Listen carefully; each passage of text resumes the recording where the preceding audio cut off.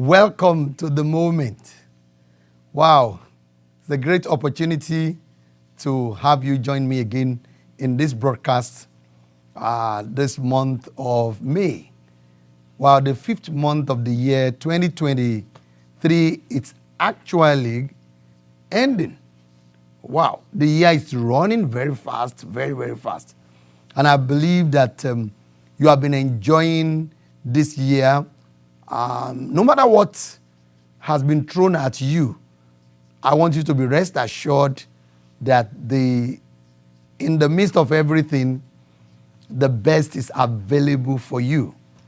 And that is one of the major reasons why we have this broadcast, so that for you will be able to experience the best. You see, my primary purpose for me doing this broadcast is to help everyone experience and enjoy the best in every moment of life. That is my primary purpose. That is why I am here. And remember, I will always say this, that the moment is the best moment of a moment in life. I want to say that again, for the benefit of those that are joining us for the first time. The moment is the best moment of a moment in life. Meaning, in every moment that we go through, in every situation that we are going through in life, no matter what that situation is showing, no matter what you are experiencing or what is going on in that situation, I want you to understand this. There is the best for you in that situation. So you cannot afford to let anything rob you of the best in that situation. That situation may look ugly. Sometimes it may look very good. But you see, no matter what you see, there is more than what you see physically in that moment. You see, I want to begin this evening by saying this. Moments in life comes with both good and bad. And everybody experiences that. Both good and bad in moments of life. But the funny thing is that the bad is more obvious than the good. And that's as a result of the world that we live in. You see, the bad is more obvious. The bad is what almost everybody like to talk about. The bad is more noised than the good. You see, you hear about the bad all the time. Turn on the TV, breaking news, check on the social media. You see, the bad is more obvious than the good. But I want to assure you of something. There is the good in the midst of that bad. Why did I say that? You see, God, who created everything in the beginning, looked at what he created and it said, this is good. So I am so sure that in the midst of any situation, there is the good. I call that good the best. And that's what we call the moment. So the most important thing is that you have to develop yourself to identify the good in the midst of the obvious. The obvious in the world that we live in this natural world, is the bad. But you and I have to continue to develop ourselves day by day to be able to identify the best, to be able to identify the good in the midst of any situation that we are going through. Because in life, we go through situation. You see, in this natural life, everybody goes through one thing or the other. But in case you are going through the one that is bad, I want you to be rest assured that in the midst of what you are going through, there is good available. Yes, it's not obvious. Yes, you are not experiencing it, but this is how to experience it. You've got to begin to develop yourself And that's one of the things that we do in this broadcast, to be able to identify the best in the midst of any situation or any moment that we are. Now, let's take a step forward also. So how you respond in any situation of life determines what you will experience. How you respond. How you respond. You see, this situation A, this situation B. How you respond to each of those situations, or how you respond to any moment of life, will determine what your experience will be. Look at this example. In the Bible, in the book of Numbers chapter 13, Moses called 10 spies and sent them to where God said, hey, I have prepared this land for you. It's flowing with milk and honey. Meaning everything is going to be working for you right there. You guys have gone through 420 years of punishment. Your whole generation has been suffering and suffering. Now I have come to help you.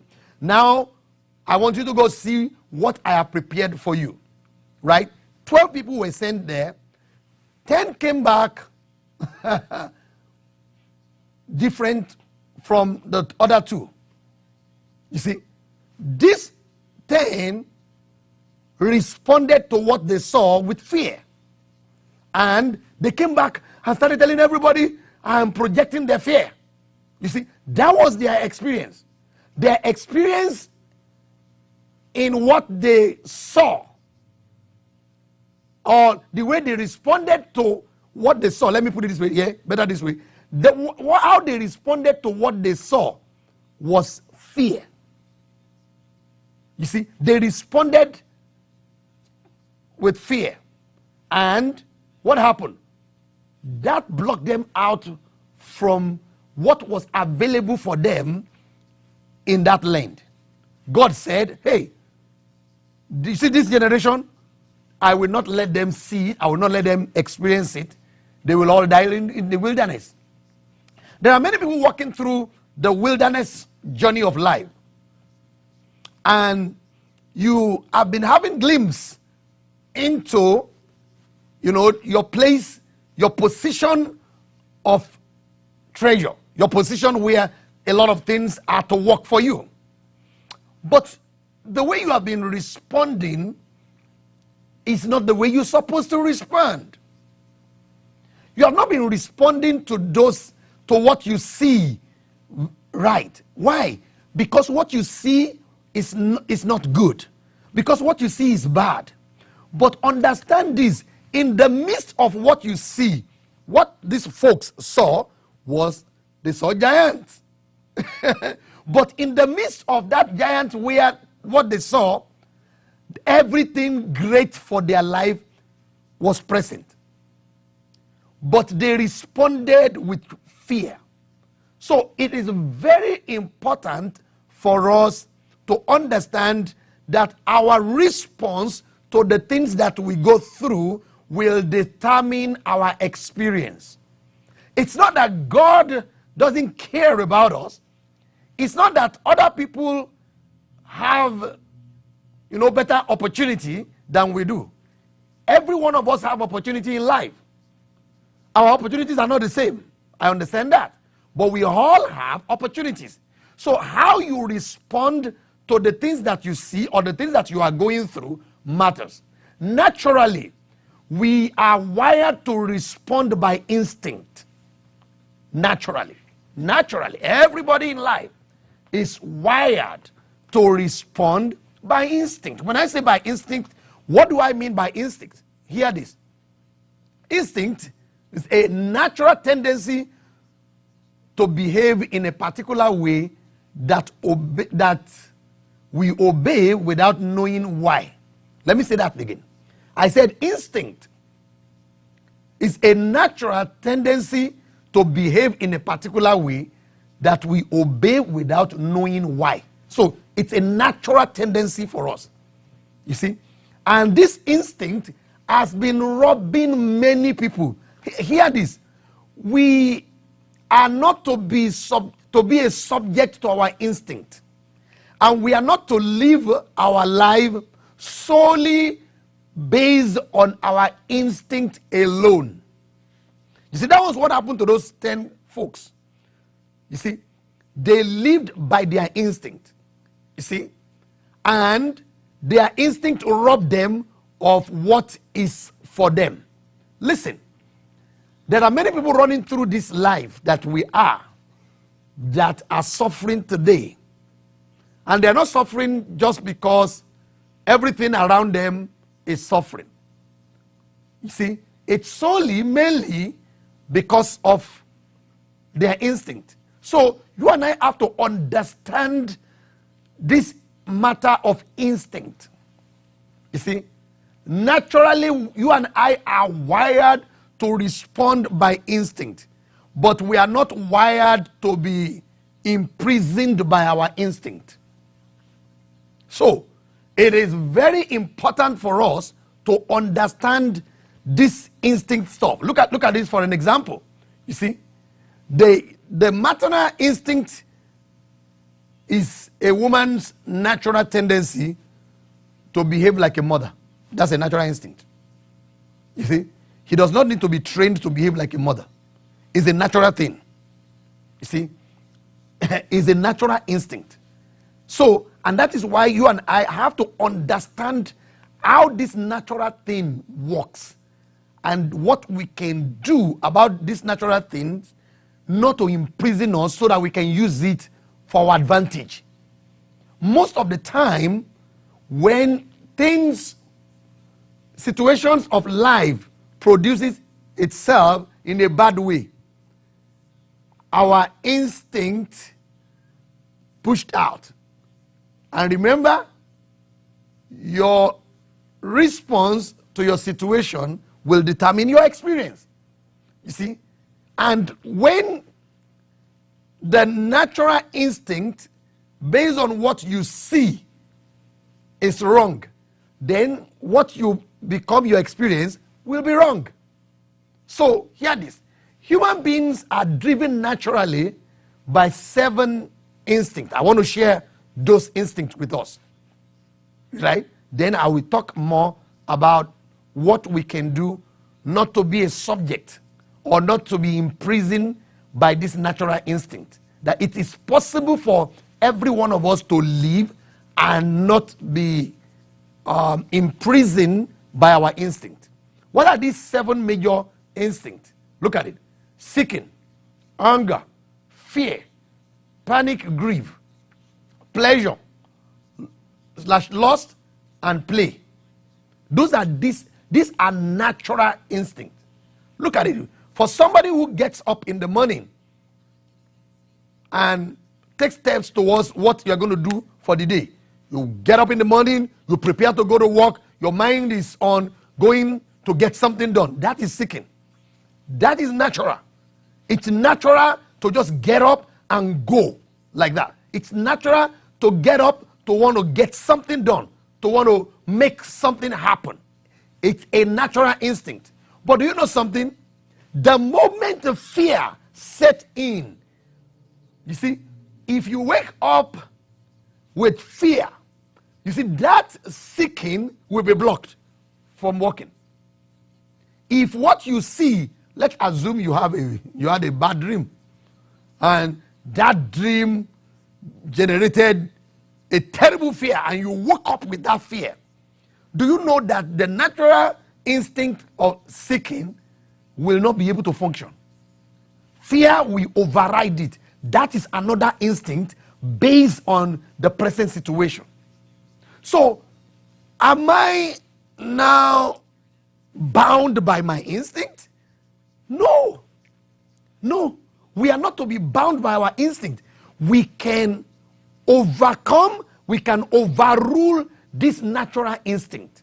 And I'm going to be going there, bit by bit. I will not be able to get there completely this week, but this month, but let's set this foundation.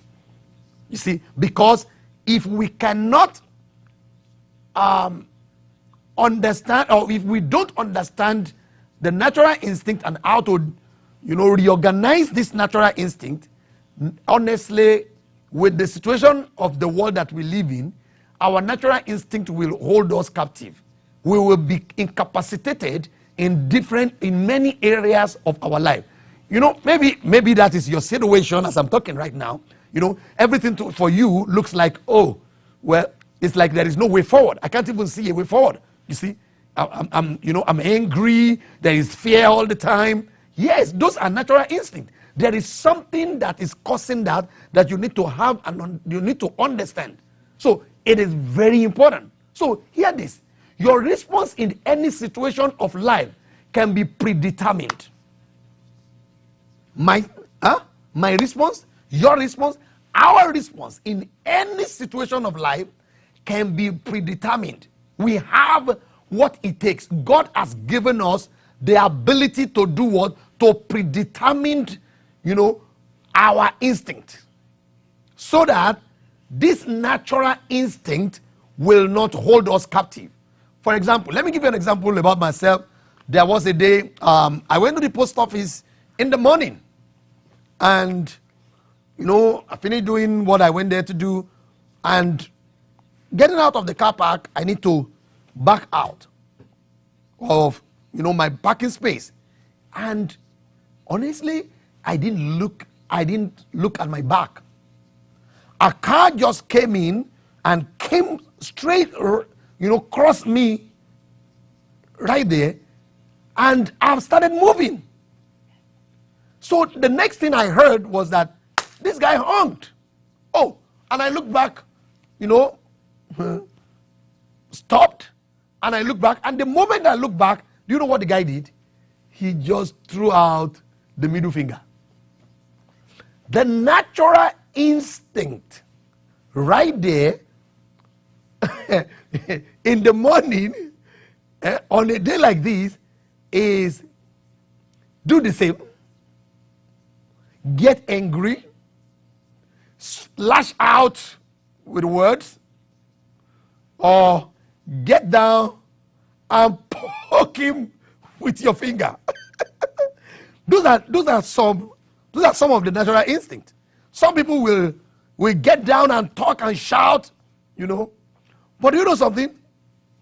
I've been working on this thing for some time. Do you know what I did? I look back like this. I look at him as if that finger doesn't matter. Do you know what happened to me? I refused to read the meaning that everybody reads to that finger. You throw out the middle finger. Is your middle finger, is it hurting you? You see, this is the way to deal with the natural instinct. So that very morning, I did not give any opportunity to my natural instinct to work, because that would have messed up my day. But you know what happened? I enjoyed the best in that moment. That was a moment. You see, that moment has the bad and the good in it. But what I did, by ignoring what he did, by refusing to read the same meaning that everybody will read, so that middle finger is to deny my natural instinct from having the best of me. So what happened? I had the best of that moment instead of my natural moment, instead of that moment having the best of me. So I was able to see what was in that moment that is better than what was present. So what I've been saying, that I'm trying to say today, is that there is more in every moment for you than what you see physically. There is more, better, good stuff, the best, I call it. It is available for you in every moment of life. You see? And I said, your response in any situation of life can be predetermined. So how can I predetermine my response in any situation? How can I do that? How is a great question to ask. That how can I do that? Listen, I want to say this because I don't want you to get me wrong. It's not something that you get done in one day. It's a process. It's what you need to begin to do. The steps you need to begin to take, and you keep getting better as you keep applying yourself, so that your instinct is not going to be what will be having the best of you. So that you will not sold out to every moment of your life, but you will be in charge of every moment. Hear this. God has designed us to be able to take charge of every moment of our life, be it good or bad. God didn't create the bad. The problem that Adam and Eve caused brought in the bad, right? But we still have what it takes, especially for you and I that are believers in Christ Jesus. If you're hearing me this evening and you have not accepted Jesus Christ or you don't believe in Jesus Christ, honestly, you are missing a lot. You are losing a lot. You see? Because in Christ Jesus, you become a new creation. What was lost in the beginning, it's been restored into your life. Your ability to operate as God on the earth, to operate as an authority on the surface of the earth, is restored, so that you will be in charge of everything that God created, not those things or any of those things being in charge of you. So, okay, let's get back to point. How can I predetermine my response in any situation of life? Hear this. Learn how to capture and redevelop your thoughts. That is the beginning of the journey. You've got to learn how to capture and redevelop your thought. God has given us all it takes to be able to capture thoughts. If you look in the book of 2 Corinthians chapter 10 verse 5, you will see there that we have what it takes to be able to capture our thoughts, and we can redevelop our thoughts. Listen, because what is going on the inside of you, what's going on in your mind, will determine how you will respond to things. Those 10 guys that were sent as spies to the promised land, what happened to them? They saw giants. Oh, giant, death. That was what was going on inside them. You see? Oh, look at us. We are not as big as them. Oh, there's nothing we can do. Right? Because they refuse to capture those thoughts and redevelop it through what God has told them, or redevelop it through their past experience in their journey coming back from Egypt. You see, until we begin to capture our thoughts and redeveloping our thoughts, our instinct is going to be having or manifesting or taking us, as a subject. So when we begin to take these steps and developing ourselves, capturing our thoughts, redeveloping our thoughts, then our instinct is not going to be what rules. We will be the one who determines when the instinct needs to work or when I need to be in charge. So the thoughts you entertain will have a major effect on your response in any situation. Hear me. The thoughts you entertain will have a major effect on your response in any situation. That was what happened to those guys. You see, what came to their mind was, this is death. Was, oh, nothing great is going to happen. Look at it now. On the news, they talk every day about, oh, how it's going to be recession, how there is inflation. If that is the thought that you entertain all the time, honestly, there is no way you will be in a situation that the fear instinct will not have the best of you. There's no way. So you've got to understand how to capture that thought. And by the grace of God, from next month, I'm going to begin to take us on that journey, how we will begin to capture our thoughts, redevelop our thoughts, so that we can begin to prepare ourselves for every moment that we're going to be going through in life. Don't forget, In every moment, there is the best available for you until you understand how to capture it, how to see it in the midst of what you go through. You cannot experience it. And I believe that as we continue in this broadcast, you will be able to capture and understand and redevelop the thoughts that is coming to you. So I want to give us an action exercise that I want us to go home with, that will begin to help us on this journey. So begin to question your thoughts. That's a great action exercise. Why these thoughts? What is the purpose of this type of thinking? You see, don't allow every thought without questioning it. Subject every thought to questioning. It's important. This is how we are going to be able to capture. We are starting the journey of capturing and redeveloping the thought so that the thought can be the right one that will help me to be connected to the best in all my situation. This is where I am going to be stopping this month.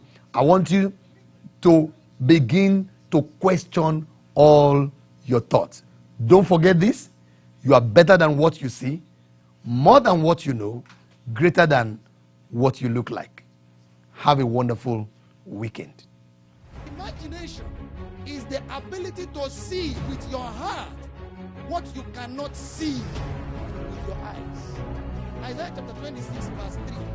You will keep him in perfect peace, whose mind is stayed on you, because he trusts in you. DIC Los Angeles, church with a difference.